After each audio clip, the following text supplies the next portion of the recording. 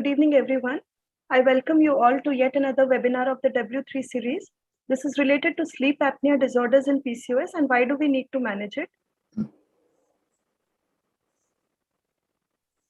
It's an honor to introduce Professor Dr. Duru Shah. She is the Director Gynec World, the Center for Women's Health and Reproduction in Mumbai. She is the founder president of PCOS Society of India and the founder trustee of Women's Empowerment Foundation. She is a trustee and past president of MOGS. She is a board member of Aspire and immediate past chair of the SIG on reproductive endocrinology and PCOS at Aspire. She is the international advisor of SIG of ESHRE. She is the chair Indian SIG ASRM. She is the past president of ISAR, FOXY and IMS India. She is the past director of digital education of the International Menopause Society. And she has over 150 publications and chapters in international and national journals. It's an honor to introduce her. Welcome, ma'am.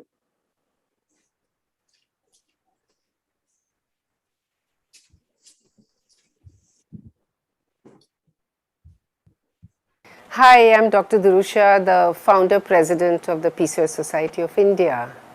The society is of multidisciplinary experts in the field of gynecology, dermatology, endocrinology, and all the allied specialists who look after PCOS women.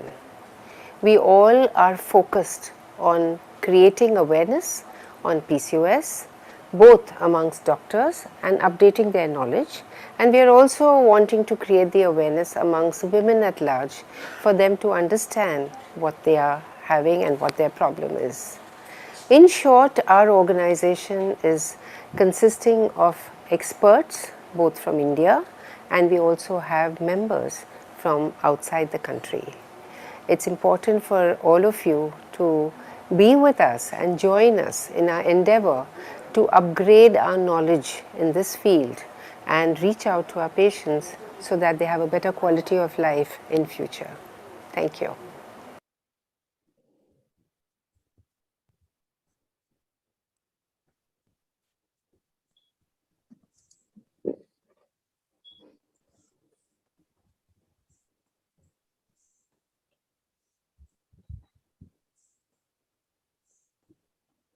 Good evening, everyone. I would now like to introduce the moderator and convener for our today's webinar, Dr. Lipika Moharana. She is a state topper of MBBS MS Utkal University, a fellow in reproductive medicine, a member of managing committee of the PCOS Society of India, has many chapter contributions in FOXY Handbook of Infertility, faculty invitations and paper presentation at several national and state conferences. Has been an invited faculty in several state and national conferences. Her special interest being in PCOS, reproductive genetics, male subfertility, immunotherapy in subfertility, and ultrasound in subfertility. Before handing over to Madam, I would like to thank our supporters for today's webinar, USB Private Limited. Please, Madam.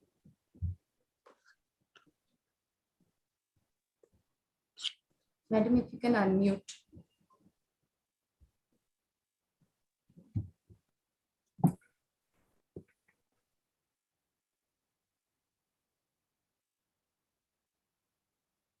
Should I introduce myself?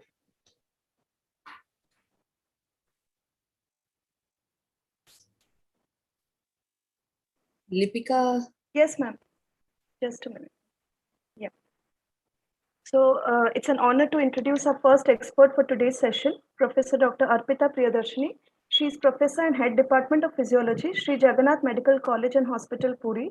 She is a Fellow in Sleep Medicine, American Academy of Sleep Medicine, Cleveland Clinic. She has done her clinical education in sleep disorder breathing and respiratory care medicine from Sydney, Australia. She has done Asia-Oceania sleep research and sleep medicine from Okinawa, Japan. She has been trained in recent advances in sleep apnea management. She is trained in polysomnography and obstructive sleep apnea by the A School of Sleep Medicine, New Delhi.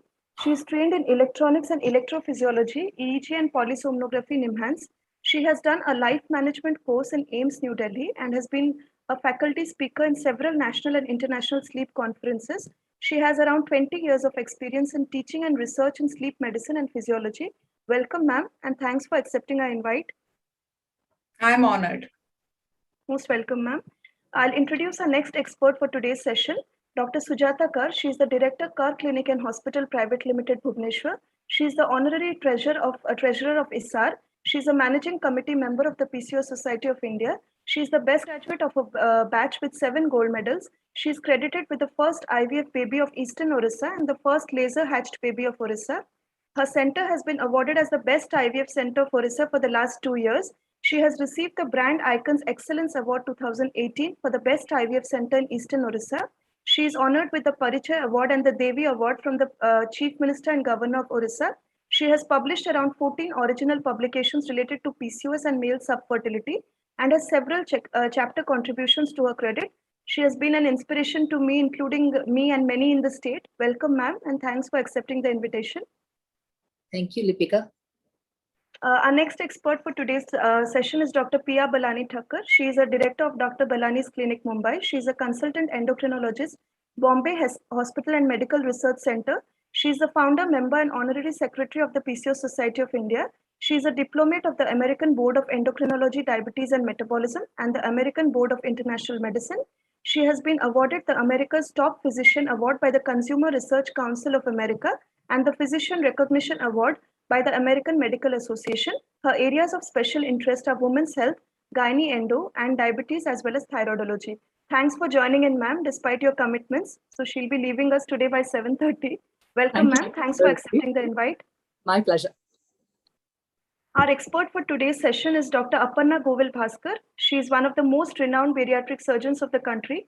She is associated with Cefi, Apollo Spectra, Cure, Namaha hospitals in Mumbai. She is one of the first Indian bariatric surgeons to be accredited by SRC for excellence in bariatric surgery. She has keen interest in research and multiple clinical publications in international and national journals. She has contributed several chapters in books on surgery and has been an invited speaker in many forums. She has authored 4 books, and her book on doctor-patient relationships, Dear People with Love and Care, has been on the bestseller charts since August 2019. This is a brilliant book, actually. I've gone through it. She has been an executive committee member of Obesity and Metabolic Surgery Society of India, and she's a managing committee member of AMC, IMA Mumbai West. On a personal level, she's a very good friend and well-wisher of mine and a multi-talented person. Welcome, ma'am, despite all your commitments. Thanks for joining us. And the case presenter for today's session is Dr. Barsha Sahu. She is a senior resident in the Department of Obstetrics and Gynecology in SCB Medical College, Cuttack. She is a very enthusiastic and dynamic postgraduate. Over to you, Barsha. We can start the case presentation. Today's topic is what is sleep apnea in PCOS and why do we need to manage it? A 28-year-old lady presented with irregular cycles, unwanted hair over upper lip, chin, breast cleavage line, and lower abdomen. She had frontal balding, acne, and excessive pigmentation with skin thickening over nape of the neck. She is a software engineer and has a sedentary lifestyle with an unhealthy eating pattern. Her BMI was 31.5 kg per meter square. Her neck circumference was 15 inches, waist circumference was 40 inches, hip circumference 46 inches, waist-hip ratio 0.87. She complained of disturbed sleep pattern for last 3 months with intermittent episodes of breathlessness and awakening her from sleep. She has had sleep disturbances for around 6 months to 1 year, but the symptoms have been bothersome for the last 3 months. Her insulin levels are raised, total testosterone levels are raised, SHBG levels are low, serum 17-OHP levels are mildly elevated, DHEAS levels are mildly elevated, her sugar levels, HbA1c and lipid profile are within normal limits. We'll start with the discussion. The first question is for Dr. Sujata. Ma'am, how often do you encounter sleep disorders in PCOS patients in clinical practice? So Lipika, hi. I actually, to be frank with you, I do not encounter very often any serious sleep disorders. Patients don't come to me and complain about major sleep. I'm thinking after you decided to pose this question to me. So I thought it is possible that they probably may be visiting other doctors, medical or otherwise, if they have severe sleep problems. Like apnea. Other than that, they don't come. They do come with the parents' complaint. The mother says she's not sleeping the whole night and then she's sleeping the day and things like that. Yeah. But I used to think that it's because of their bad habits, which most teenagers Exactly, ma'am. Yeah. Even, ma'am, while I was preparing for this webinar, only I thought of asking PCOS patients when I was preparing for this webinar. And then only I came to know that almost 70-80% of girls have these problems. But I usually think, used to think like you, that it's because of their bad sedentary habits and these mobile viewing and these electronic device addiction and all that, late night studying and all. But actually, there's a lot to sleep disorders in PCOS. Exactly. Yeah. So our next question for Dr. Arpita, what are the types of sleep apnea, ma'am, and what are the clinical features of each type? Good evening, everybody. My Good special evening. regards to Dr. Sujata Kaur. I'm a fan of yours, ma'am. You don't know me, but I know you very well. And Thank you Dr. so Pia much. and Dr. Aparna, it's really a pleasure to share the same screen and in such an auspicious occasion. And thanks to Lipika for all that. You're welcome. So coming to my favorite topic called sleep. So it's what is sleep apnea? Actually, it means cessation of breath. You stop breathing while sleeping, and that's it can be very, very dangerous for us, and why it happens. And there are this particular sleep apnea falls under one category of international classification of sleep disorder known as sleep-related breathing disorder. Okay. There are many sleep-related breathing disorder. One is obstructive sleep apnea, another is central sleep apnea, and related to PCOS, we have a obesity-related hypoventilation syndrome. These are related to PCOS. Yes, ma'am. But how do we know whether it is an obstructive sleep apnea or central? So under sleep apnea, we can there are three types of sleep apnea, that is obstructive, central, and mixed. Okay. So what is this obstructive sleep apnea? Obstruction, it's a hardware problem. Like while you're breathing, there's some obstruction happening. Like in flute, if there is an obstruction, there's a sound. So if there is an obstruction, there's a sound known as snoring. Yeah. And in central apnea, unlike obstructive apnea, something related to the ventilatory drive is a problem. Yes, ma'am. Yeah. And mixed, when obstructive sleep apnea and central apnea occurs, that is known as mixed apnea. Yes. And the biggest, all of these apneas have a common symptom.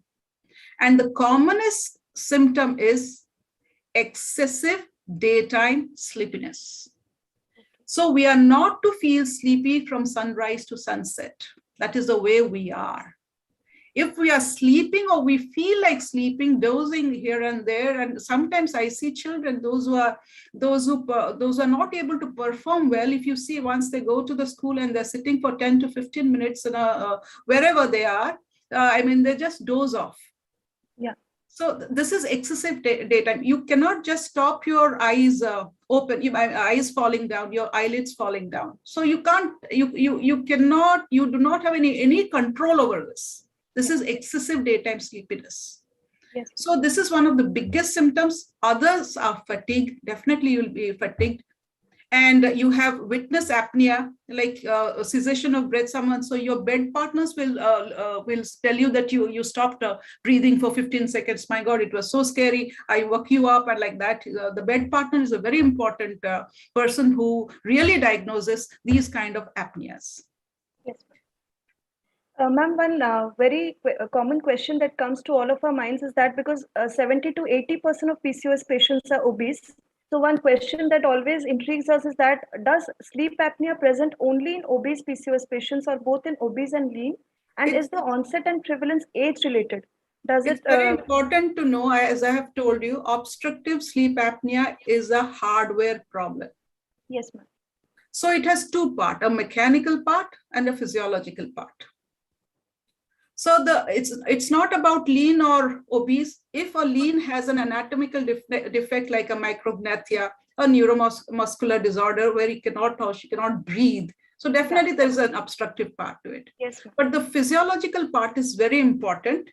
And usually in lean patient, or whether it is PCOS or for any matter, lean patients do not show much signs of obstructive sleep apnea. They don't have this unless they have an anatomical disorder or they have adenoids or tonsils. These are the two important disorder in childhood, which really escalates the features and the symptoms of obstructive sleep apnea. Yeah. Ma'am, as you have mentioned, there is always a physiological component related to the sleep apnea and breathlessness episodes. So what we have studied is that insulin resistance is a predominant factor contributing to all of this androgen excess and the sleep problems and especially the apneas that are encountered in lean patients. So our next question for Dr. Piya is, would you recommend a routine obstructive sleep apnea screening for obese patients as per the recommendations of Endocrine Society 2013 and European Society of Endocrinology 2015-14? And in your opinion, ma'am, which among hyperandrogenemia and insulin resistance is a better predictor for onset of sleep apnea? And how do you think that insulin resistance is associated with sleep apnea? Whether it's only a cause or an effect or both? Okay, thank you, Lipika. And I feel, Dr. Arpita, you should just go on and on with this lecture because we need to hear your input the most for this. Exactly, ma'am. He appears to be the most qualified. Absolutely. I mean, what I'm are we honored. doing I'm this? honored. And she is next door. We didn't know. I mean, me at least. Right. So yeah, I would have loved to hear you more than anything else. But like we were discussing earlier, obesity definitely strong correlation with sleep apnea, like Madam just spoke about the obstructive component. But also the prevalence of obstructive sleep apnea does differ by sex as well. So if you have obese males and obese females with the same BMI, it is found more in obese males. Now, apparently this might be also because there might be differences in the anatomy of the upper jaw, maybe in the sex hormones, maybe in the central adiposity. And therefore, sometimes the presentations, what I'm led to understand from my reading, might differ between men and women, where men might have more like witnessed apneic episodes, where women might have more insomnia also as well. Now, in women with PCOS, what do we have? High testosterone levels, a male-like hormonal pattern. So this higher testosterone level changes the body composition. It results in a greater amount of central adiposity, which is highly correlated with the waist-hip ratio. So it's actually been found that the severity of obstructive sleep apnea has been correlated with the degree of androgen excess also and waist-hip ratio also as well. So that is to answer your question about whether hyperandrogenemia is a factor that contributes. With coming to insulin resistance, I think insulin resistance, there is a lot of evidence of the relationship between sleep disturbances and insulin resistance. We have so many studies talking about how sleep restriction, sleep disorders can exacerbate insulin resistance and vice versa as well, In fact, it has been found that, for example, women with PCOS who have fasting hyperinsulinemia, this might be a predictor of sleep apnea in itself also as well. And like we know, non-PCOS women, diabetics, insulin resistance, and in diabetes, for example, strong correlation with OSA. So insulin resistance, OSA, we know there's a high correlation already. I think leading from that, one would wonder then whether the correction of insulin resistance with metformin should correct this kind of thing. So it has been found with metformin use, there has been reduction in sleep disturbances, reduction in the daytime sleepiness, but sometimes it's not possible to distinguish between the effects of this improved insulin resistance or whether it is reductions in the BMI and the hyperandrogenemia maybe. And from that perspective, one would wonder whether using an insulin sensitizer then like pioglitazone, in a study that was done, pioglitazone was given to these women, insulin sensitivity improved, but the OSA did not. So that is another, so I think this is a lot of area for study again as well. Finally, with regards to your question about routine screening, as per the guidelines, because OSA, PCOS independently have a higher risk of cardiovascular morbidity. Yes, ma'am. There is therefore value for our obese PCOS patients, as per these guidelines, to do at least a clinical questionnaire screening. If our suspicion of OSA is high, on clinical screening, maybe, then moving on to a polysomnography and more detailed workup will be, in my opinion, warranted. I think Dr. Arpita can give us more light. Thanks a lot, ma'am. Thank you. Yeah. Thank you. Yeah. Dr. Sujata, the question for you is, do you encounter such patients in obese and lean? It's the same. Have you encountered the same sleep disorder problems in lean patients as well, ma'am? And what are the common sleep problems, if at all you have come across any, ma'am? So serious obstructive sleep apnea, I think I encountered a couple of them only with very obese. Yes, ma'am. And I did not at that time, maybe a couple of years back, did not really correlate it that it could be correlated as being because of obesity. Yes, ma'am. So other than sending her for further weight reduction, this, that, and the other, and maybe psychological counseling, I did not advise her more. I don't think she came back. So it was not that any other serious form of intervention for helping her breathe properly in the night, I did not. So, and that was patient also lost to follow-up. So I really do not know. But most patients, most girls, young girls complain of increased daytime sleepiness. Yes, ma'am. Now I correlate it back and think that we Exactly, tell them, ma'am. because you don't sleep in the night, then what will you do? And the mothers are always complaining they're lazy, they don't want to work in the day, they only sleep. Exactly, ma'am. So, we don't take it as a serious problem. Yeah. So usually insomnia, yes. Snoring, yes. Excessive daytime sleeping, yes. And morning headaches also, I think many of them because say of that incomplete sleep, ma'am. that is a problem. And over the last couple of years or couple of months, more recently rather, apart from the regular lifestyle changes that we are used to telling, like, exercise, proper diet, then weight reduction, I have started adding sleep for the last couple of years, saying that you must have at least 8 hours of continuous sleep. Yeah. Other than that, Lipika, I don't think I have been much aware of it clinically. Yes, ma'am. Actually, because the sleep disorders and the metabolic abnormalities associated with PCOS, the hormonal imbalance and inflammation, oxidative stress, the insulin resistance, everything is so much correlated to each other. Earlier, we used to think that sleep disorders are only, they could be an effect of the endocrine imbalances in PCOS. But now it has been studied in most of the studies that sleep disorders can also be a cause for all of this endocrine imbalance, because a lot of causative factors are actually common to both sleep disorders, especially sleep apnea, breathlessness episodes, and PCOS. No, another major thing is Arpita that, Lipika, is that, this is not unique to PCOS, no? These sleep problems. No, ma'am. It is a major health issue, and it's a major issue with majority of the millennials and majority of the people, I would say. Yes, even the obstructive sleep apnea that I know of known people, and none of them are like PCOS. So there's a lot of gray area as to how do we define. Ma'am, exactly.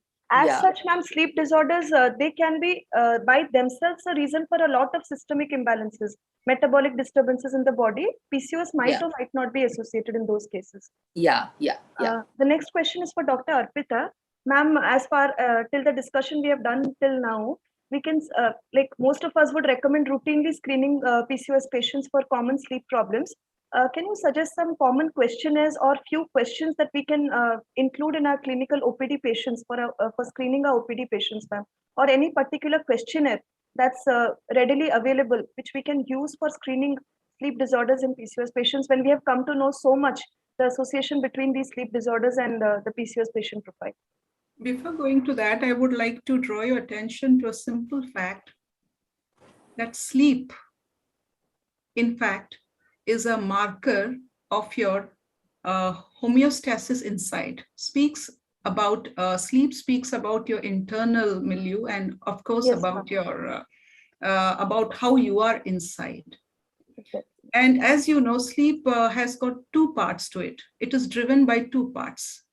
One is known as by homeostasis, where you have a sleep pressure, and other by the circadian rhythm, which entrains your biological clock through your eyes, through the suprachiasmatic nucleus, which is present in the hypothalamus, which connects, in fact, to every part of your body. Each and every cell of yours has a biological clock, which is entrained by a solar day.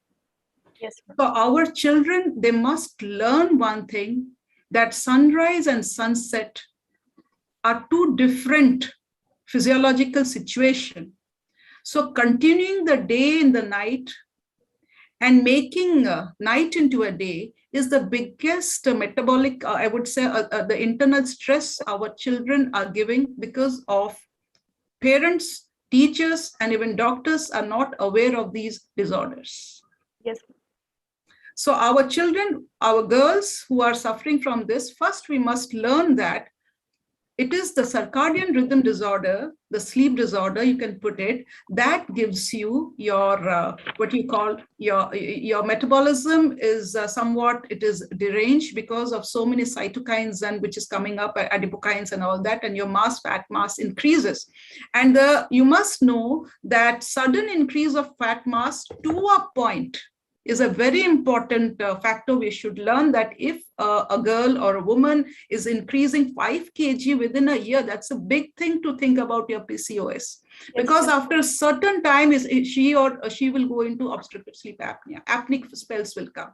Yeah. So increasing your body mass is the increase of body mass within few years or within few time is the biggest marker where we can, that's not a gray area. We must know that here it starts.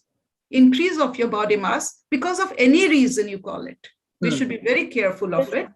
And the question which you asked me, what are the like questionnaires which you would like to assess in your OPDs? Yes, we have very important questionnaire to know your sleepiness, which causes so much of problem, including the road traffic accident, which is this is known as Epworth Sleepiness Scale.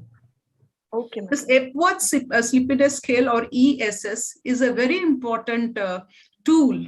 It's a tool, sleep questionnaire tool, which can prevent not only detect the symptom of obstructive sleep apnea, whether now the obstructive sleep apnea is present in almost 98% of cases in mild moderate form. But whether it is symptomatic or not, it is by Epworth Sleepiness Scale.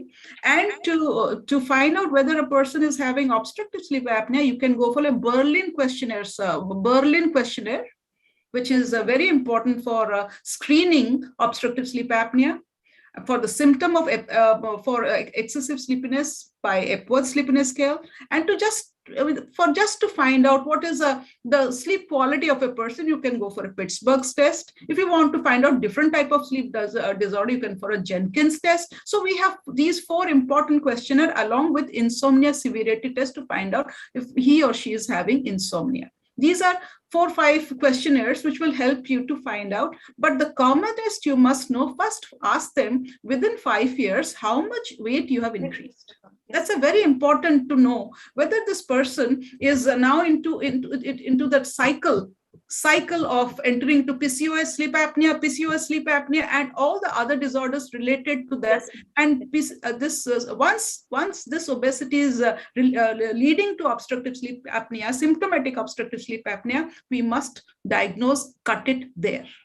Yes, ma'am. Which would be a more practical questionnaire to use, whether it's the Epworth Sleepiness Score or the Berlin questionnaire that we Berlin to find out whether you have obstructive sleep apnea. ESS is to find out whether you have excessive daytime sleepiness or not, because that's a symptom of obstructive sleep apnea. Yes, very important. That's the first symptom mostly noticed and reported. That is a very dangerous symptom. Yes, and that shows that you are having fragmented sleep, you are having microarousals, and your sleep is not consolidated. And you do not have that beautiful architecture of non-REM and REM sleep, which is refreshing. And once you have a refreshing sleep, my dear, let me tell you, you will never go into addictions. Our children are into addiction, whether it is a screen time or any your weeds or anything, or alcohols or binge eating. Any type of addiction is only because you don't have a good consolidated sleep.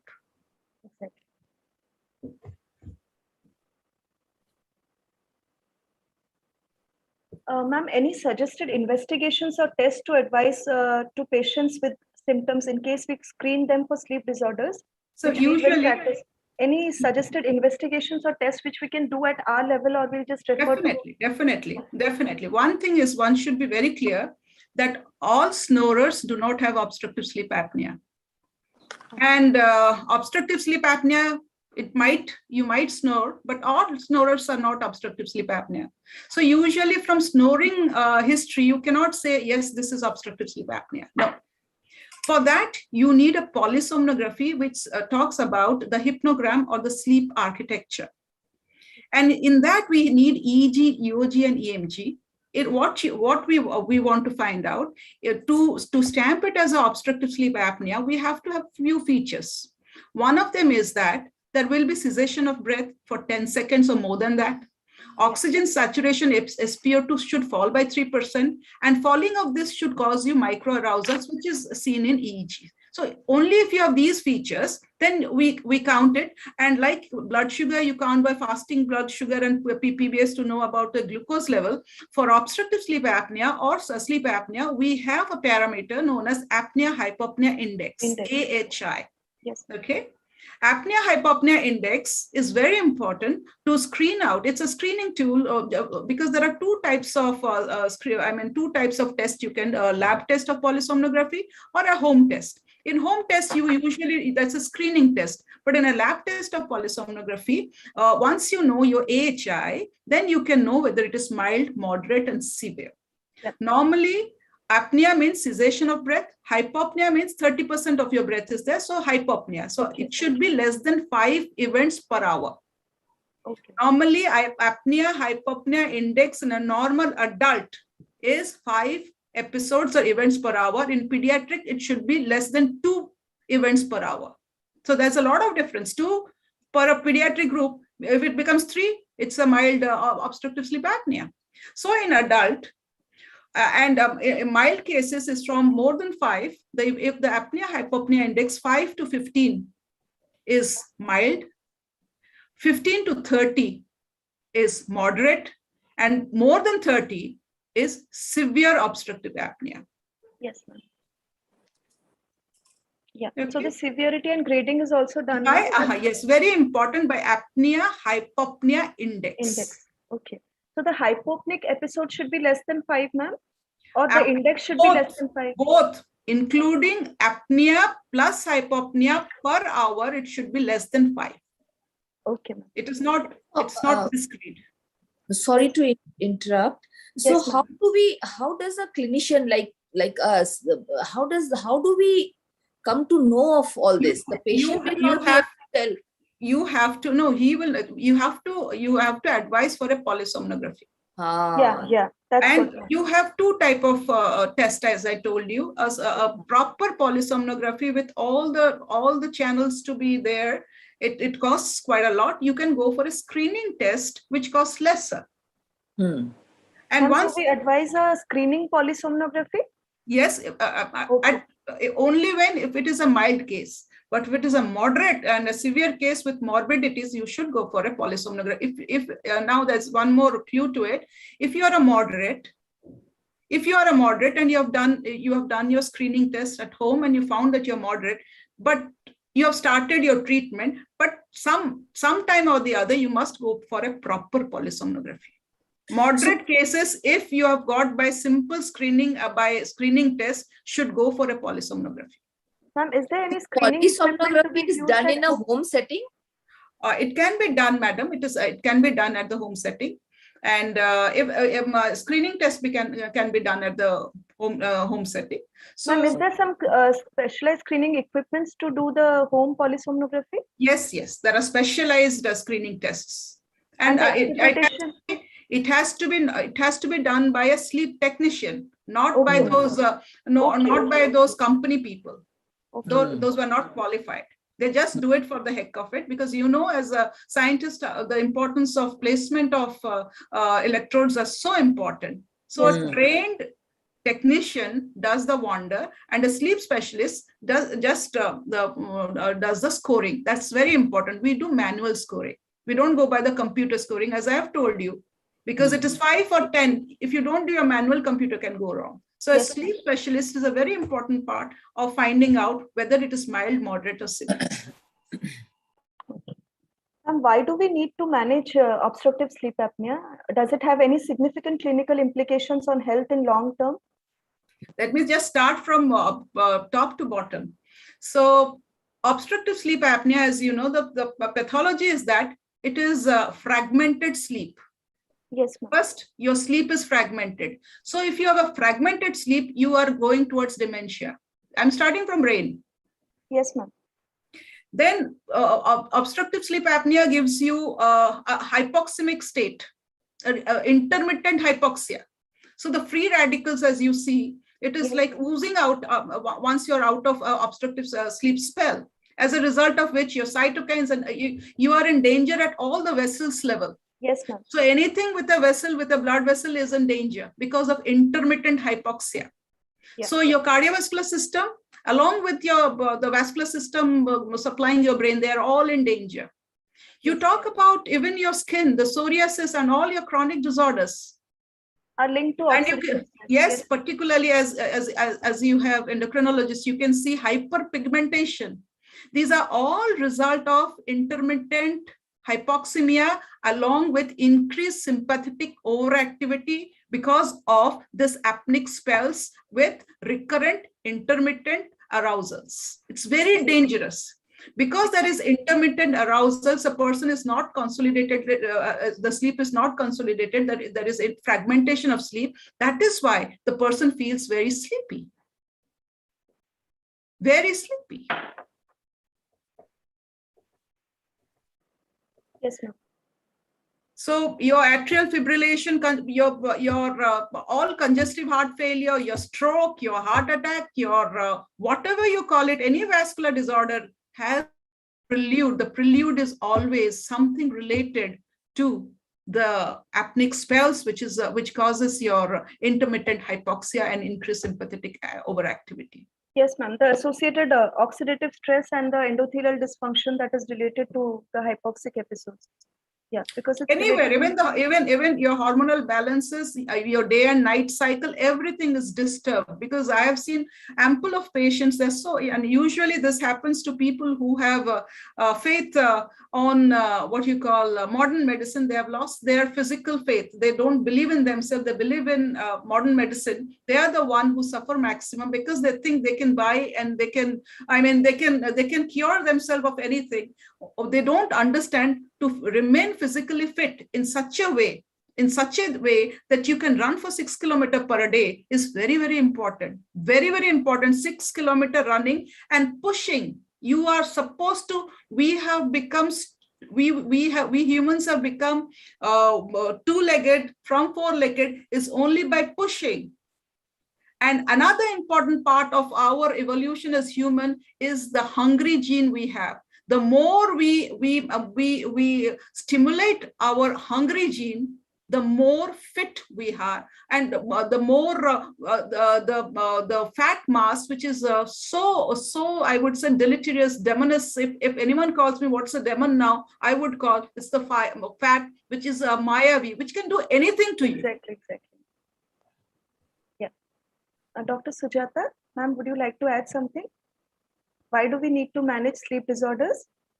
Yeah, but before that, if I can just clarify a little bit, Dr. Arpita, I didn't understand about the hyperpigmentation. You said something about related to apneic spells. Yes, apneic spells, as all of us know, this hyperpigmentation is basically when we have apneic spells. What happens is that we are working basically on melanocyte stimulating hormones, MSH. Yes. So apneic spells, you will see when you go around for a morning walk, you will see obese cases. And in some obese cases, they look fresh. And some other, you will have pigmentation here and there, particularly in the cheeks, particularly in the forehead, if you have seen that. Yes. And in the dorsum of the hands and all that, you know, the hyperpigmentation, they go to dermatologists, but they are suffering from obstructive sleep apnea. And obstructive sleep apnea is not because they're suffering from obstructive sleep apnea. It is because of the nexus which causes these adipocytes to stimulate. This is the adiponectins, the hormones from the adipocyte, which has an effect. It's not because of sleep apnea only. It's because of the insulin resistance as well, ma'am.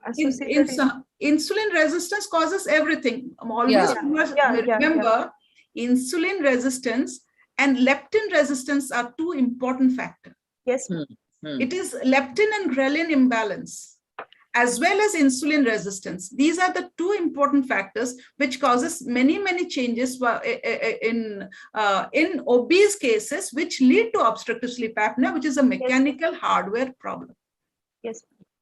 And also the associated right, Lipika, that you need to manage obstructive sleep apnea, because it appears that we knew a little, but Dr. Arpita has now, drummed into us that it is a very important it has so many important clinical implications. It's like which came first? It is the egg or the chick? Now it is obesity or the obstructive sleep. There, it's a vicious cycle. For a particular weight, it's fine. But if you cross that particular weight, and that changes from person to person according to their culture, their genetics, and their where they belong to, and they have a familial correlation also with that. But most important is that if you are 5 kg obese, 5 kg extra you are adding, you are definitely entering into a very big mess in your life.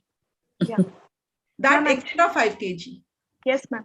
Ma'am, actually, earlier it was a belief that sleep apnea is an effect of all the endocrine and metabolic disturbances, but now it's strongly proven that sleep apnea could be just not apnea, but sleep disorders or sleep disordered breathing could itself be a cause to initiation of many other problems, because the oxidative stress also happened because of the hypopneic episodes and all, and the microarousals, the fragmented sleep, everything leads to endocrine imbalance, and that can even lead to PCOS. And it's very important that 10 kg, if you are adding to your weight, you are increasing your sleep apnea by 2 times.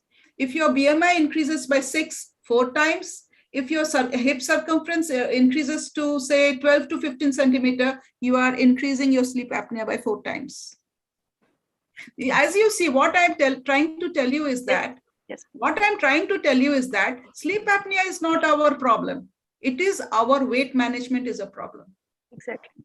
Other than our disorders related to respiratory passages, adenitis and tonsils, that is one part. That we can take care of by surgery. But managing weight, and that too by properly maintaining the circadian and homeostatic mechanism. So if I tell you in short, the best way to help our people who are gaining weight unnaturally, we must tell them they must have a different life for day and a different life for night. Because Thomas Alva Edison did not know by making these lights, he will be causing all the chronic problems. True. He didn't know. And if most there of would us, be no light, these people would be sleeping. I agree with you. It is totally, madam, what I say, our children are suffering from, I would say, a stressful condition. Really. Stressful condition, and we have designed it, and we are their killers. Recently, now also, how they can stay awake for no reason, I can't understand. It is because the 40 years old person died today, TV star. Yes, ma'am. What do you think the cause is? He was so fit. It is only sleep disorder. Only playing with the natural rhythm of day and light. We have a beautiful rhythm inside us, and that is totally guided by nature. That's true.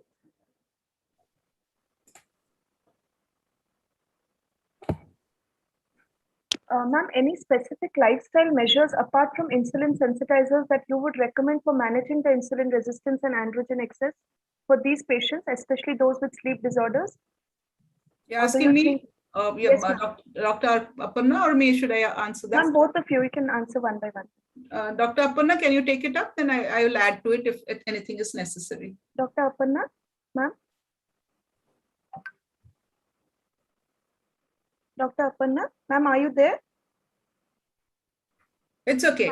Let me take it up. Yes, ma'am. You can also answer, ma'am. No, I said I don't see her. Okay. Ma'am, I think I'll call. Ma'am, I think I'll just give her a call. But Dr. Arpita, you can answer. Yes, ma'am. You can answer. Yes, ma'am. Okay. So what is this lifestyle? First lifestyle is that finding out your time, your sleeping time and your getting up time. You must have a sleep hygiene. The Bible of sleep, to get a good sleep, is that you have to maintain a good sleep hygiene. The first thing in a good sleep hygiene, you must have what you call a fixed time to sleep. That's very important. You can't change it. You can't change it. Second is that you must sleep continuously for 6.5 hours. It's not that you get up in between, go to the refrigerator, go to the washroom. No, you have to manage your loo in such a way that you don't get up at least for 4 hours. Third, no stimulant like coffee, cocoa, and all that 3 hours prior to sleep. No sugar 3 hours prior to sleep. And the most important thing is after sunset, decreasing the bright light to minimum light so that melatonin is synthesized and melatonin initiates sleep. So decreasing your light intake. Light is not that it is muft mein nahi milta hai. That's a medicine also. Light is the medicine. We must know that. Just a few days back, I met a person who came to me and said, I cannot sleep. He was a feriwala who used to move around with something in his back and used to sell around in such a scorching hot. So I said, you just have to wear a dark glass in the day so that you prevent your light intake, which initiates so many what you call it, ripples in your neurons. So light should be used judiciously. So when you're in bright light, use your dark glasses in the day. After the sunset, after the beautiful sunset, when the dusk falls, you must decrease your light intake, like food intake. Decreasing the light intake after sunset is a magic for giving you a wonderful sleep initiation. Otherwise, usually sleep should initiate within 20 minutes of once you go to bed. If it is, if you are early, within 5 minutes you're sleeping, that shows you have a sleep pressure, you are sleep deprived. If you are 30 minutes, if your sleep onset is 30 minutes, that shows that you are having insomnia, more than 30 minutes insomnia. Perfect sleep should come within 15 to 20 minutes after you go to bed. So sleep hygiene is a very nice way to start your sleep. And to add to the sleep hygiene, lesser bright light and all that, you must have a sleep ritual. Like your body should know that, yes, this machine is going to sleep now. So what are the things you can do for that? You can take a bath. You can take a, what do you call it? And the most important thing is your dinner should be 2 hours prior to your natural sleep. You cannot, it's like a sugarcane machine. You cannot put food into it and go to sleep. That would give you a lot of problem, and particularly that would be the cause of your obesity. Exactly. Sleeping sleeping just after food would increase your chance of obesity by almost 15%. 2 hours prior to sleep, one should have dinner. And what dinner? It should be very, very light dinner. Very, very light. To enjoy sleep, that is why sleep is known as Nidra Devi. Ya Devi Sarvabhuteshu Nidra Rupena Sanstita Namastashe Namastashe Namastashe. Two things which has been very well physiological, two things which has been given in our Devi Mahatma is Khyuda and Nidra. If you are hungry and if you have a good sleep, you are in fact the perfect machine for the God's world. Excellent. Excellent, ma'am. This is really into depth of sleep disorders and all, and the correlation between the food. It's just beginning. I'm just getting into it. Yes, just getting into it. Ma'am, the correlation between food and light was actually excellent.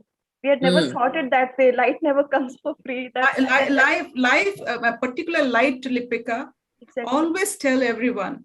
Light, you should be very judicious about taking light. So screen timing, as you see. Exactly. The screen timing is the most important cause, particularly before sleep. You should be very careful about the blue light which comes. That is why nowadays blue bands are available. Madam, you have a blue band also, I see in your, so blue band spectacles, you need blue bands because all our gadgets are filled with blue lights, and that is very dangerous for sleep. Yes. Dr. Aparna, ma'am, you would suggest any lifestyle changes, because majority of the disorders, as Dr. Arpita has already mentioned, that obstructive sleep apnea is basically a disorder in the hardware machinery, more so common in obese patients, be it PCOS or non-PCOS patients.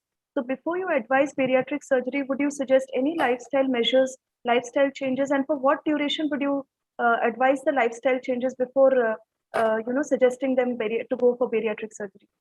Right. Thank you, Lipika. And I think Dr. Arpita has already beautifully explained almost everything about it to us. So the patients that we normally get to see are those who are suffering from very severe obesity and they're actually coming to us for bariatric surgery. Now, these are patients, most of the times are women patients. We all know that obesity, PCOS, sleep apnea, these are all interrelated, and to some extent, each causes, each is a cause and a manifestation of each other. Ma'am. Yes. Now, when we come to bariatric surgery, like Dr. Arpita has already explained, that it is very important for us to objectively assess the severity of sleep apnea. So we actually come across patients who, sleep during consults as well. So there could be mild to moderate to severe sleep apnea in our patients. And our assessment usually begins at least a month before we have planned the surgery. And the date of surgery would actually depend on how severe the sleep apnea is, because I can't take a patient with very high carbon dioxide levels in for surgery. So what we focus on is to get sleep apnea under control before the surgery. And that is done by 2 or 3 measures. One thing is that we always focus on patients losing some weight before they actually get into surgery, because that really helps us. So one thing is that we would start them on a pre-surgery diet, which focuses on making them lose a lot of weight. So compared to Madam, I think what we see is controlling sleep apnea in the short term, because we know that after bariatric surgery, they will lose enough weight and then they will improve eventually. But ours is more of optimization for surgery. And that is where we need the CO2 levels to be under control, to the sleep apnea to be under control. So we would actually consult a chest physician at that time. And of course, work on their weight. So even losing as little as 5 to 6 kilos makes a huge difference to their sleep apnea. Exactly, yes. So that is something which we can achieve by a short-term diet as well.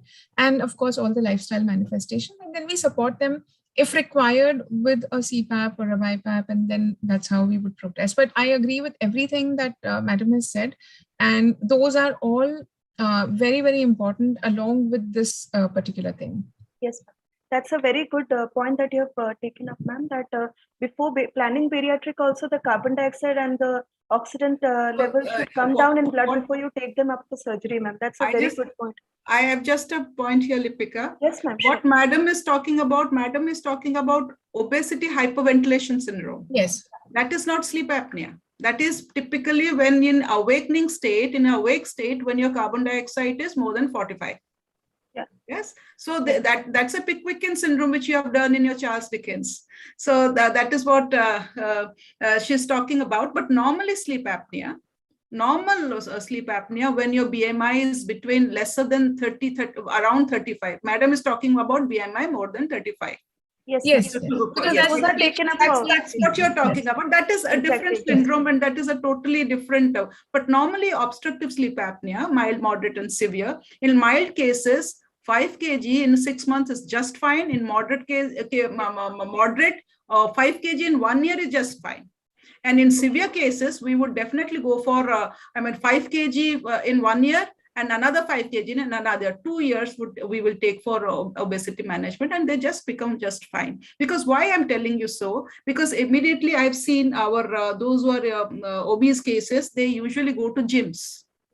They go for gym and they do a diet, varieties keto diet, many diets they do, and they do reduce by taking honey and all that. They do reduce by 5 kg, 10 kg by gymming, by going, but that's not their habit. That's not their habit. Then what happens? After 12 weeks, they start with 100 gram extra. That 100 gram extra one has to diagnose as quickly as possible. If you are adding, you will go on adding. So as long as you're balancing or going back, that is the best way. Every day you must lose 10 grams also. That is, you're fine. But once you start adding, and remember, if you add 3 kg within 1 month, be sure by 1 year you are adding 6 kgs. Yeah. It's you cannot, leptin, ghrelin will make leptin is for your satiety and ghrelin is a stimulant. So leptin and ghrelin will work at a particular weight of yours. You will see once your satiety level is heightened, like you need more food for your satiety level. It's like alcoholics, you need more alcohol for that kick in you. So leptin is like that. Leptin is like that. And the most important thing, sleep apnea, the sleep apnea always tries to decrease your leptin level, as a result of which your satiety is never, you are never tripta. The word in Sanskrit is tripti, is not there in eating. You will see those obstructive sleep apnea, whatever they eat, they were not happy. Not happy. Tript nahi hote hai. They want more. They will eat something, they want little sugar. And you will see that they have a sugar hanking habit in they have. They'll go to the rasgulla. Why? Because of arousals. So much of intermittent arousals that the neurons, neurons don't take anything other than glucose. So they need glucose because the neurons are not rested. Yes, ma'am. Dr. Sujata, ma'am, you would like to add something to lifestyle measures? Because you are an excellent speaker on these lifestyle measures, ma'am, most of your talks. Yeah. So I think we are discussing about sleep problems. So that should be now added as a major lifestyle issue that exactly, ma'am. Thinking about. So the good diet, sleep hygiene. I mean, there's so much I learned today. These are the words that I'm going to add for my patient from tomorrow. I will, madam, I'll send it to you, ma'am. I will send it to you, ma'am. I'll give you all those questions. The only thing I am surprised is that how is it that we don't hear too many patients complaining about sleep apnea? Ma'am, actually, even if they come to know themselves, or it is their people who complain? So all these things we have to learn, madam, and we have to. Sleep apnea never speaks something about heart or lungs. It only, earlier sleep apnea was treated in, they didn't know, most of the patients were in psychiatry or in cardiology. Achha. Most of the patients, because how will they know that in our society, snoring is taken as the height of good sleep? Yeah, exactly. While exactly. that is known as the trumpet of Yamaraj. Now, yes, definitely, there is a lot of. Yes, madam, when I started sleep, when I said that, yes, I'm going to learn sleep, I'm going to US for learning sleep, my friend said, well, you're going to do sleep. Okay, when you will do each on each, you tell us. So that's how it started. Ma'am, actually, most of the patients do complain that they are unable to sleep or they sleep late at night. But the thing is that we had never explored this side of sleep disorders. We usually used to associate that with those insulin resistance and hyperandrogenemia and all. And we used to think that once we give metformin, when we start metformin and all, the systemic changes will revert back these sleep disorders and the pattern will fall to normal. But there is a lot more to sleep than that. Simple dose metabolic disturbances and all. Most important. These little things that Dr. Arpita has told, we can start asking patients. Yes, Baba, are you at least, how many hours at least you're sleeping in a stretch? Yeah, peaceful sleep of at least 6 to 8 hours at a stretch. How much time do you take to fall asleep? To go to sleep? Exactly. If it is within 5 minutes, are you getting up? Many people say, oh, I sleep within 5 minutes. Oh, I say you are suffering then from sleep deprivation. You cannot sleep within 5 minutes. If you are sleeping within 2 minutes, I sleep by 2 minutes. You are sleep deprived. You must sleep more because the treatment of sleep deprivation is sleep only, nothing else. So sleep. So if you find someone sleeping within 5 minutes, tell him to sleep. Continuously sleep for some time. The 5 minutes, so then all OBGYNs will qualify. I to sleep within 2 minutes. Oh yes, madam, you are sleep deprived. So sleep deprivation, madam. One important thing. I was giving a lecture now.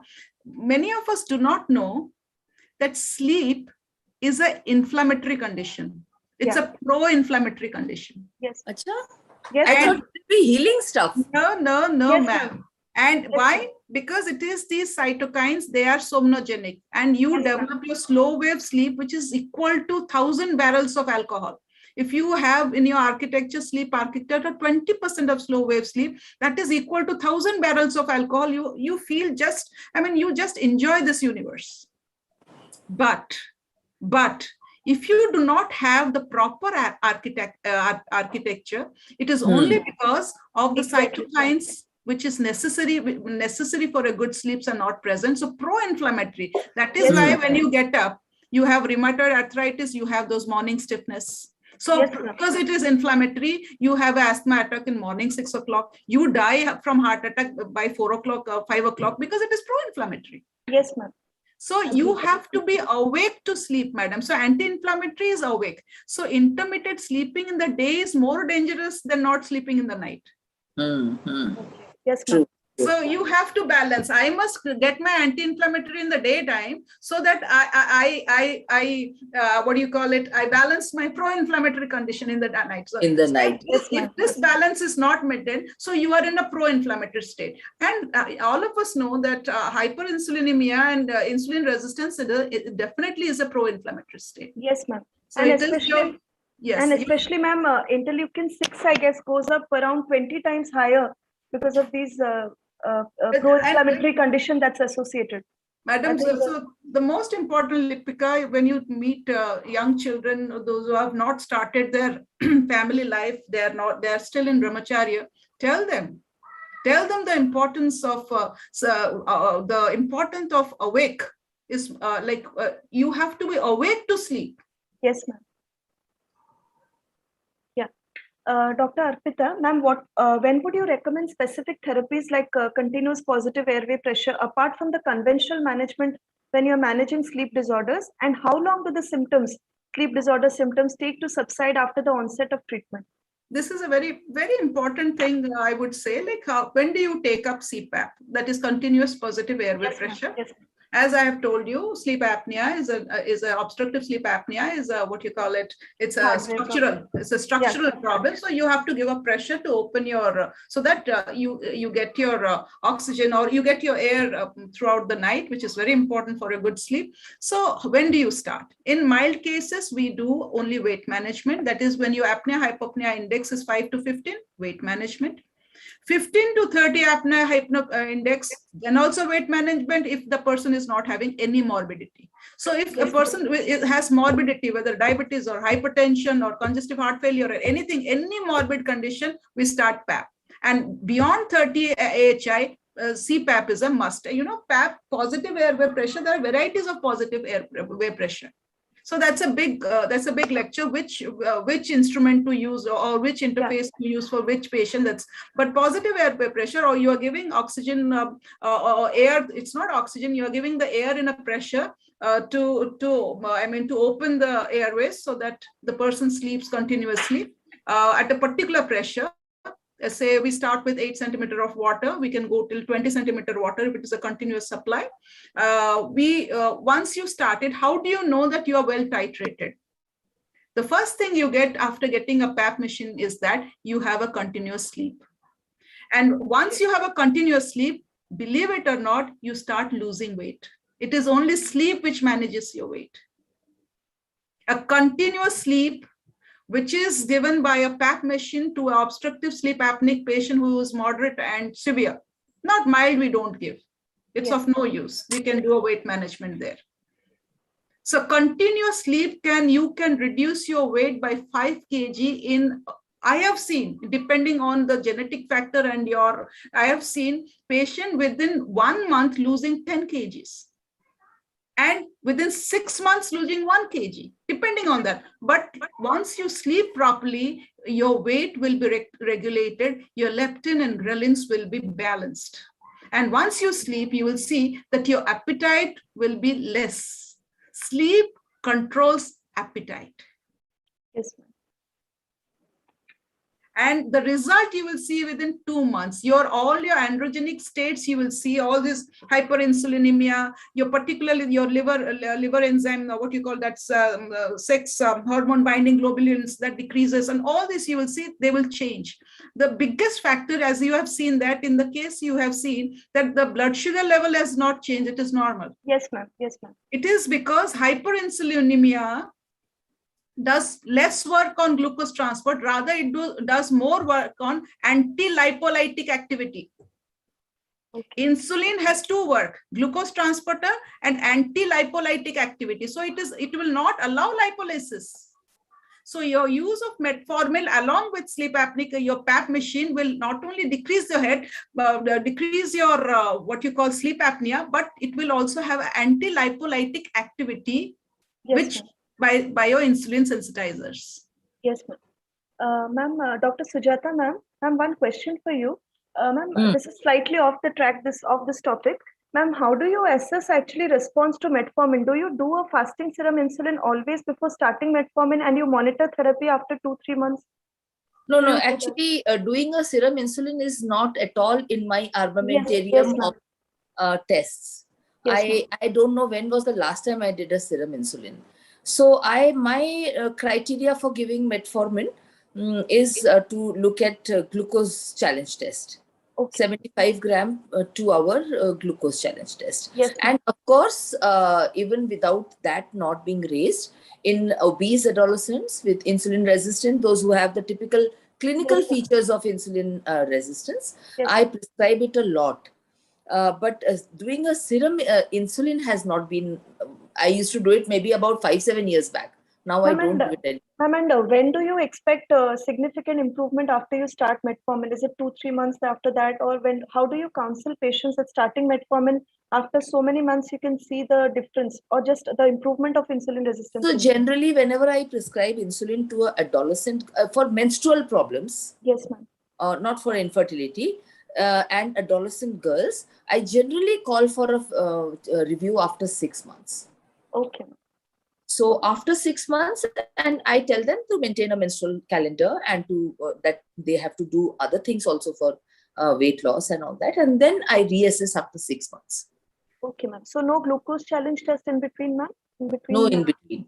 Okay, ma'am. Okay. Unless the patient has complaints of not being able to tolerate metformin, which is very, very rare, I feel, yes, in our yes, people. Yes. Very, very rare. They tolerate metformin excellently.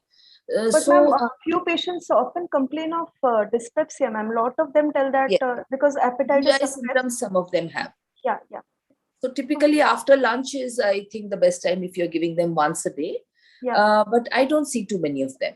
So I don't do any glucose because I prescribe a lot of metformin to people who have a normal glucose challenge test. Yes, ma'am. Yes, ma'am. Because often in your talks, you talk about lean PCOS also being given metformin to improve the sensitivity. Yes. Yeah. Okay. For Dr. Aparna, ma'am, when would you recommend a bariatric surgery for a PCOS patient with sleep disorders? And how often do patients present to you with sleep disorders for bariatric surgery? So, Lipika, I would like to reframe the question because what we see is patients with obesity who come with all the other problems like PCOS, sleep apnea, diabetes, hypertension, joint problems, and so on. So it's just that you change the angle of how you see it. Now, a lot of our patients actually come with the sleep apnea in addition to obesity. And our guidelines for bariatric surgery are basically at the moment very body mass index based. So as per the guidelines of the Obesity Surgery Society of India, anybody with a BMI more than 35 is eligible for bariatric surgery. Of course, it is at clinical discretion. We need to evaluate the patient, and it's not like we would advise surgery for each and everybody. But yes, I mean, 35 and above, they are eligible for surgery. Anybody above a BMI of 30 with 2 obesity-associated comorbidities would be eligible for bariatric surgery, and that would include obstructive sleep apnea. It would include diabetes, hypertension, dyslipidemia, and so on. So yes, I mean, and most of our patients actually, and the higher the weight, more is the incidence of obesity hypoventilation syndrome. So they all would have some degree of, this with the obesity for sure. Ma'am, what are the types of surgeries recommended and any particular type of surgery for a patient specific with sleep apnea or sleep disordered breathing? No, not really. So bariatric surgery per se, I think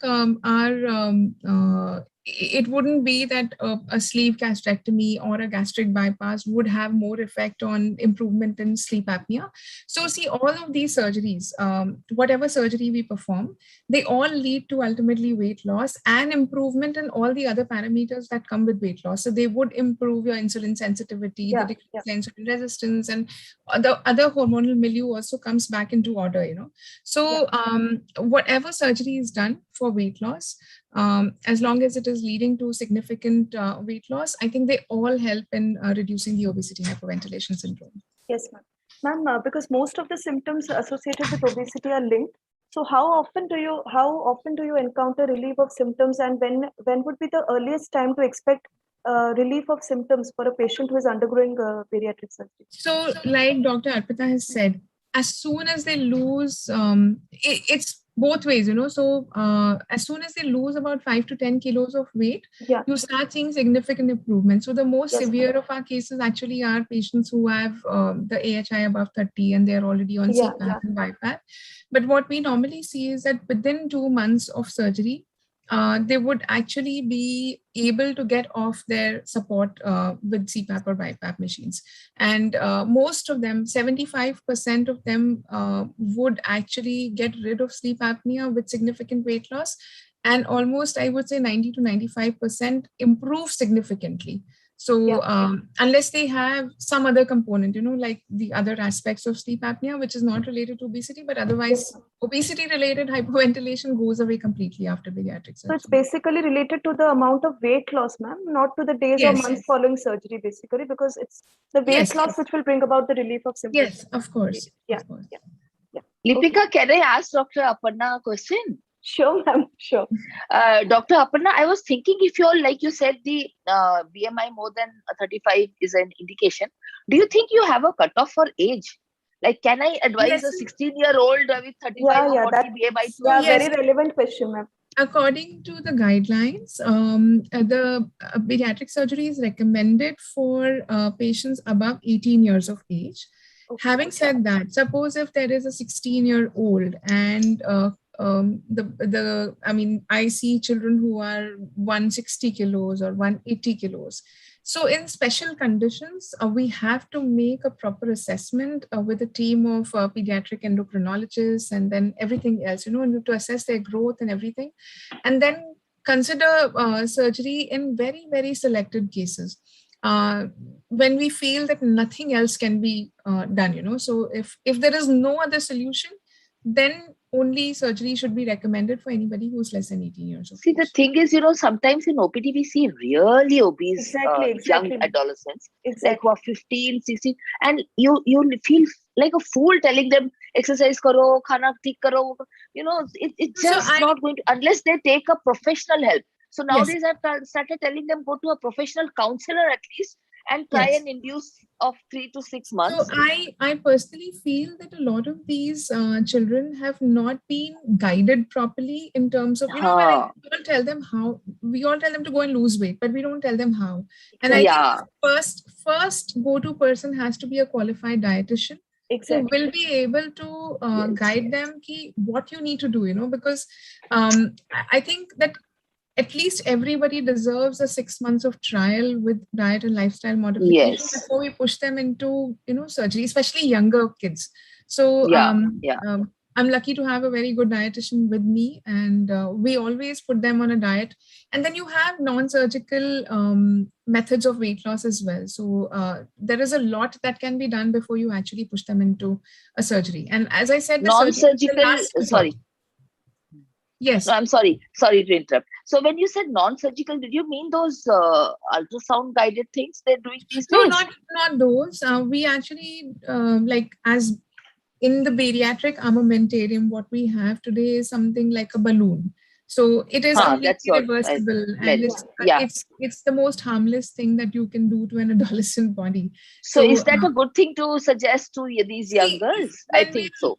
When we are looking only at treating sleep apnea, it does help them to lose 10, 14, 15, 20 kilos. And I think that's a good amount. Yes, it is better than, It helps them. As far as the lowest reference age level for recommendations is concerned, 18 years.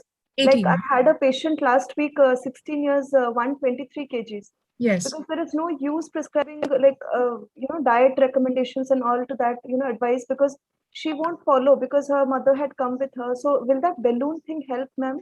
Will it help? That's why I asked. I thought that's a good choice. It will help. So what we do is a stepwise progression. So I would put them on to the dietitian for at least 3 to 6 months, see how their compliance is, whether they, dietitian is fine. I mean, she'll tell them to do everything, but whether they're actually following the instructions or not, that's very important. Yes. So that is the thing. And then we tell them that this is your deadline. In 6 months, this is the target that we need to achieve. Even if you achieve 70 to 80% of that target, it's great, So at least you come back on track. But if you're not able to achieve, then we can't just let you be like that. So then we have to escalate therapy. Ma'am, with a 16-year-old girl with 123 kgs with BMI around 37 and completely disordered lipid profile, can we actually wait for 6 months with the dietitian advice where we are not sure that the patient is going to follow, or can we safely advise this balloon intervention? I think we can always give them a chance, so it really makes a difference when they come into professional care. So that, and you can assess month by month. So you will know by the end of 2 months or 3 months whether actively any, significant weight loss is happening or not, and whether they are actually following or not. So when you assess them and review them every month, I think you can assess and then you can advise the further therapy accordingly. But I feel that they should be given a chance, and sometimes they really do well, so it's not always that it's a lost cause. Yeah, but most of the time, ma'am, when the parents come, the mother usually accompanies the girl and she tells that she has tried everything, all types of exercise, gymming, slimming, tea, and all this, that, everything, all types of diet she has already tried. So they are not ready to, even the parents don't encourage the kids to go to a dietitian and actually strictly follow, because the parents have already given up. They are like, she's not going to follow, ma'am. But there is a lot of anxiety. Lipika, I have a comment here. Yes, like dietitian is very fine, but we should try with a PAP, CPAP, and 6 kilometer walking per day. Not walking, I would say cycling, because walking, they can't walk, they'll have joint problems. So we can go for swimming, and we must add to physical activity with the PAP. And most important thing, as a physiologist, I say, we all know oxygen burns food. So no oxygen throughout the day, no food assimilation, it goes into storage form and obesity. So because they're not able to take air or oxygen throughout the night, that is why they're not able to assimilate what they're eating. So as a result of which there is accumulation. So if we give them CPAP and maintain the oxygen saturation of 94 to 95, as you know, and PCO2 level 2, say, because they're hypoventilated to around 40, 42, if Aparna madam will agree with me. So you will see weight loss will never be a problem. And that I have seen. That's a very good point, ma'am. Sleep, even with CPAP, you have just told, ma'am, that weight loss is also there. You melt. I have seen people melting just like a candle. They melt. Yeah, so actually, even a little bit of weight loss is very motivating for them. So yes, once they start losing, once they start losing 1 kg, they will be, once they start just, that scale going to the left side, they become very, very positive about their, so I think all of us should make, what it needs is a collaborative effort. Collaborative effort. Exactly. Yeah. Ma'am, can Dr. Arpita, ma'am, can sleep apnea precede typical PCOS symptoms as well, as we have discussed so far? Yes. It can be a cause as well as an effect. So can it precede the other typical symptoms of polycystic ovarian syndrome as well? Like suppose insulin resistance associated symptoms like hair loss, unwanted hair growth. Yes. If we collaborate from a physiologist point of view to oversee things and to see what I see here, maybe at a particular BMI, sleep apnea starts and that escalates your PCOS. Yes, ma'am. Yeah. Okay. So we must, the moment we should give, like PCOS society is doing so much, like if you are a particular BMI, if you are more than that, 5 kg more than that, you should see a gynecologist for that particular one. They should be motivated like that, because early diagnosis will help us by bringing them back. Yeah. Ma'am, Dr. Sujata, ma'am, considering around 2/3 of PCOS patients have abnormal sleep patterns, and after this extensive discussion on sleep and the correlation of sleep and metabolic imbalance and all, would you recommend a routine OPD screening, and which tool would you like to use, or what are the common questions that you would like to screen a PCOS patient attending your OPD, ma'am? So Lipika, I must say today has been an eye-opener. In fact, not today. The day you decided and told me about some sleep apnea thing, I said, my God, she's going to have a webinar on this. Let me first check it out. I had to do some reading. Reading myself in the last couple of days to understand that this is a major problem. And I was surprised that patients don't seem to be telling about it. So Exactly. now we have understood now from Dr. Arpita also that they are not going to come and tell you I'm having sleep apnea. Exactly, ma'am. That I'm Actually, having ma'am, this they and won't be telling that complaint to a gynec.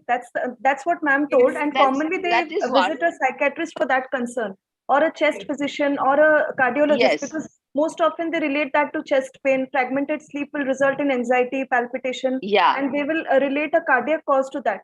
That's Yes. a very 90% before, I would say, before 2007, 90% of the sleep apnea used to go to psychiatry and cardiology department.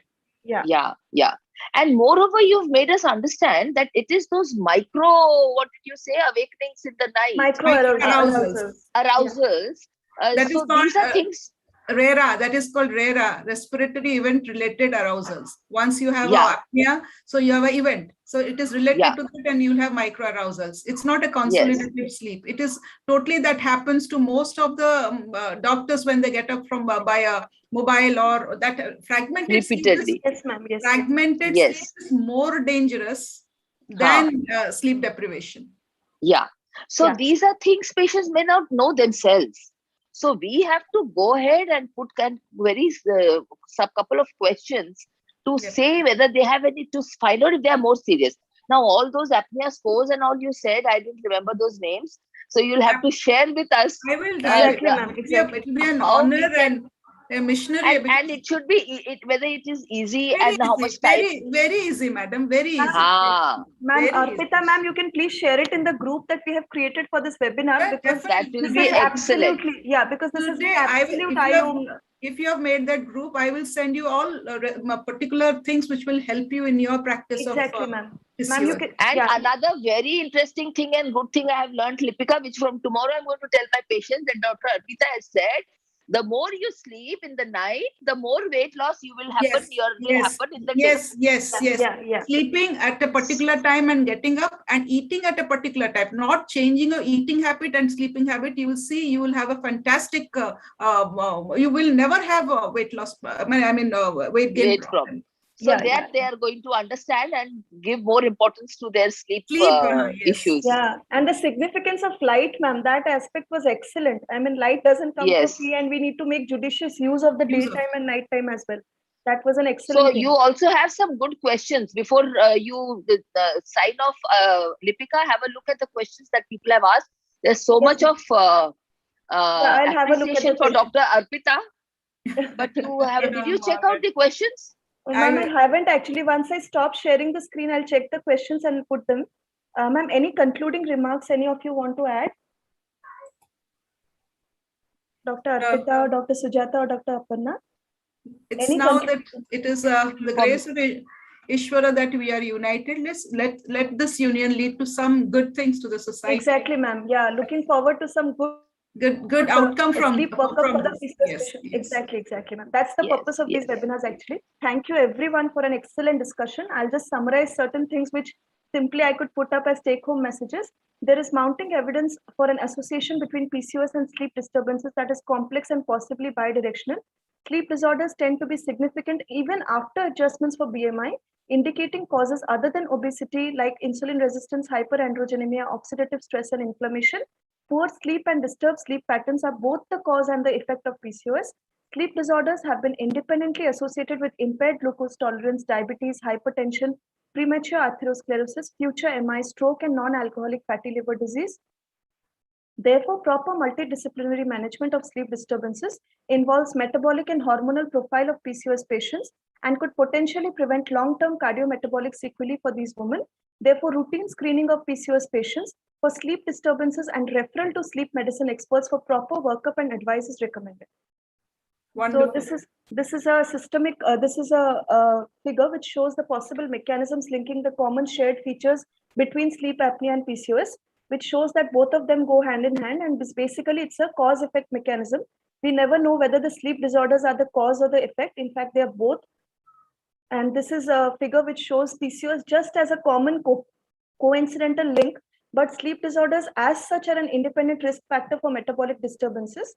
And this is a model of the multidisciplinary, the interdisciplinary care that is recommended, involving a nutritionist, a dietitian, a sleep medicine expert, a chest physician, a gynec, an endocrinologist, and a bariatric surgeon. So at the end, I would like to thank all our delegates for participating in this webinar and all our experts. Thank you very, very much for your valuable opinion and the case presenter, Barsha. Thank you, USV, for supporting this webinar, the Omnicurus team and the PCOS Society of India team. This is the next webinar lined up for the W3 series. Why do PCOS women develop osteoporosis after menopause? This is on 16th of October 2021 at 7 p.m.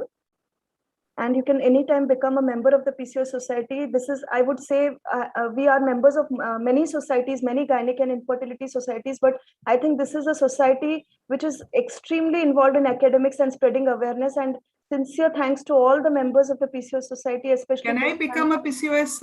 Anytime, ma'am. We would be privileged. You have to become now. You have to become. Today only, Lipika, just make me your member. Just tell me. Yes, ma'am. I'll share the membership form as well. You can become. We'll be privileged to have you in the society, ma'am. Oh, I was actually very reluctant to choose this webinar. I never knew whether I could conduct it smoothly or not, because even I didn't know ABCD of the sleep disorders in PCOS. It's just because of Dr. Arpita that I dared to take up this webinar when a choice was given. No, but you did an excellent job, Lipika. Thank you so much, ma'am. Just being a beginner, I've learned a lot from you. Thank you, and I'm glad that it went well. Thank you so much. And we have a YouTube channel called PCOS Connect, which has all the videos, which has been put in simple form for patient awareness and also for doctors. So you can just subscribe to the channel. And we are playing just a similar video on irregular menstrual cycles from the YouTube channel. Thank you all. Thank you so much. I'll stop sharing and then I can take the chat questions if queries are there. So Shobit, I'll stop sharing. You can play the video. Thank you so much, Lipika.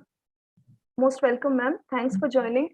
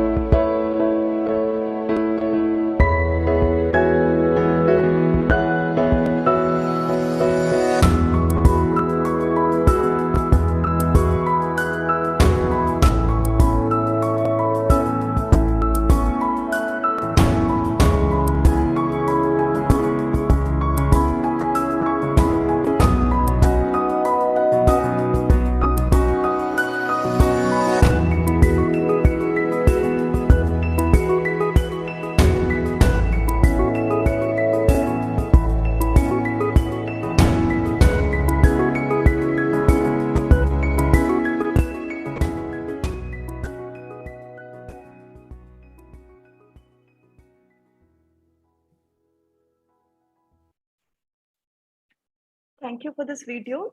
Many such videos are actually on the channel PCOS Connect, which is basically awareness video, which we can share amongst our patients and doctor colleagues, which will be helpful because these are very put in a very simplified way, which can be used to understand, to make people aware regarding all aspects of PCOS. A number of videos have been uploaded. And ma'am, the chat box has some questions regarding CPAP and I think snoring, which have been covered. But one question which actually came to my mind and it's put in the chat box is that because, ma'am, we have discussed that sleep disorders, proper sleep can actually help in inducing weight loss. So one doctor has put a question that then tranquilizers and sedatives can be helpful for weight loss because they can induce proper peaceful sleep. Is it true or is it just a myth? Ma'am, you're muted. I've unmuted it. Yes, ma'am. A person having sleep apnea, suppose, fragmented sleep is what you call it, it is a protective feature because oxygen saturation is coming down because of sleep apnea. That is why you get up so that you can breathe.